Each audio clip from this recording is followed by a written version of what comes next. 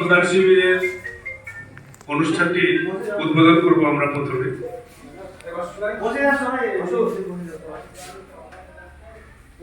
অনুষ্ঠানটি উদ্বোধন করছে অত্র এলাকার অন্যতম শিক্ষক তথা এই বিদ্যালয়ের প্রাক্তন ছাত্র মাননীয় মনীন্দ্রনাথ দাস মহাশয়।